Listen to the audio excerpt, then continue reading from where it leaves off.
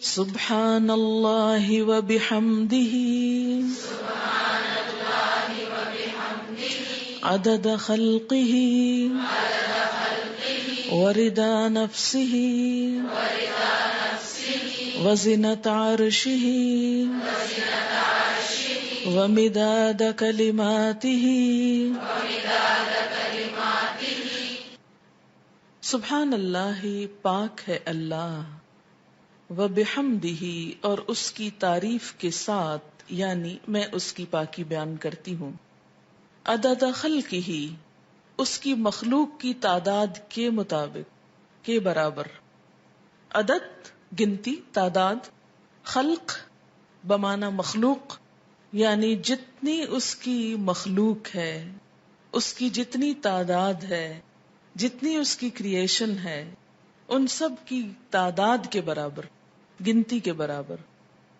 وردا، اور رضامندی، نفس ہی، اس کے نفس کی، یعنی اس کے نفس کی یا اللہ تعالی کی ذات جس چیز پہ راضی ہے اور جتنی تعریف پہ راضی ہے اتنی تعریف کرتی ہوں.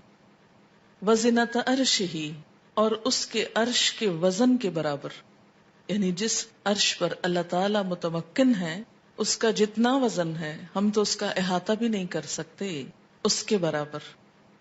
ومداد، اور سیاہی، کلمات ہی، اس کے کلمات کے لکھنے کی، یعنی قرآن پاک میں آتا ہے کہ اگر سارے سمندر سیاہی بن جائیں اور اتنے ہی اور بھی، اور سارے درخت قلمیں بن جائیں اور اللہ کے کلمات، اس کی تعریف لکھی جانے لگے تو سارے سمندر خشک ہو جائیں، لیکن اللہ کی باتیں کبھی ختم نہ ہوں.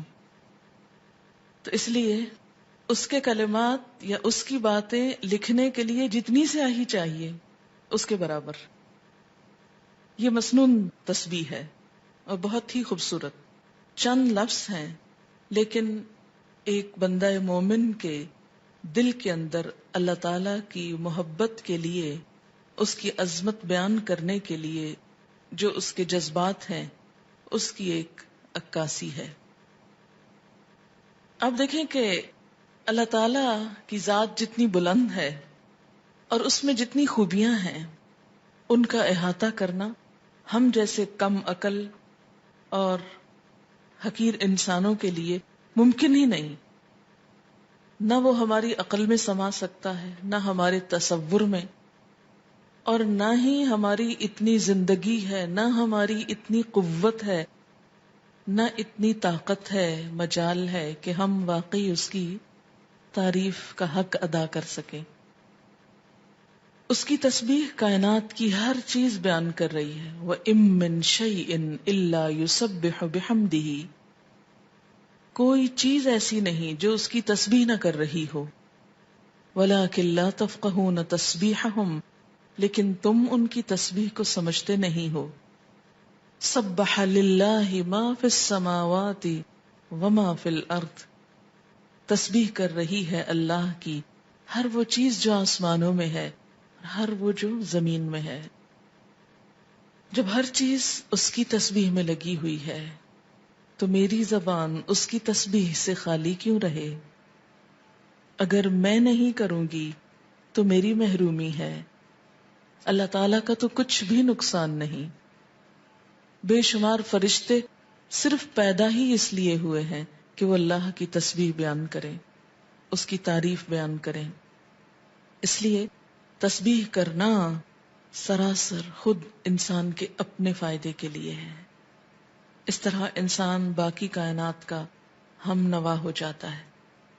جس ذات سے جتنی محبت ہوتی ہے اس کے لیے الفاظ کا چناؤ اتنا ہی مشکل کام ہوتا ہے، اور اللہ کی تعریف کے لیے الفاظ کا چناؤ ہم عام انسانوں کے بس میں نہیں. اس لیے ہمیں لازمی طور پر سہارا لینا ہے نبی صلی اللہ علیہ وسلم کے الفاظ کا. تو آپ نے جو الفاظ سکھائے مسنون بھی ہیں اور بہت جامع بھی ہیں. آپ صلی اللہ علیہ وسلم کی یہ خصوصیت تھی کہ انما اوتیت جوامع الکلم، مجھے جامع کلمات عطا کیے گئے ہیں. آپ صلی اللہ علیہ وسلم کی گفتگو کی ایک خوبی تھی کہ کم الفاظ میں بڑی بات کہہ سکتے تھے. تو یہاں بہت کم الفاظ میں بہت خوبصورت طریقے سے اللہ تعالی کی تسبیح بیان کی گئی ہے. تو جب بھی آپ دعا مانگنے لگیں تو اس سے پہلے اگر یہ چند لفظ بول لیں تو دعا کا وزن اور قبولیت اور اس کی خوبصورتی بڑھ جائے گی.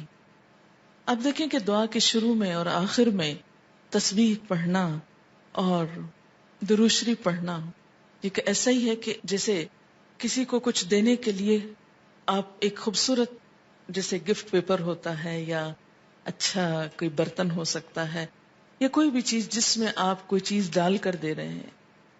مثلا آپ نے ایک خوبصورت خط لکھا اور گندے سے انویلپ میں ڈال کے دے دیں تو وہ تاثر کیسا ہوتا ہے؟ درست نہیں ہوتا.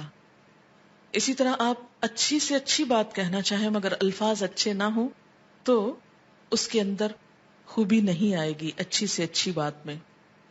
تو الفاظ کا اچھا چناؤ اور دعاؤں کے آگے پیچھے اللہ کی تسبیح یہ بہت ہی ضروری ہے اور بہت مفید ہے، اور اس سے بڑھ کر جامع الفاظ کم ہی ملیں گے آپ کو. اس لیے ان کو یاد بھی کر لیجئے اور عادت بھی بنا لیجئے.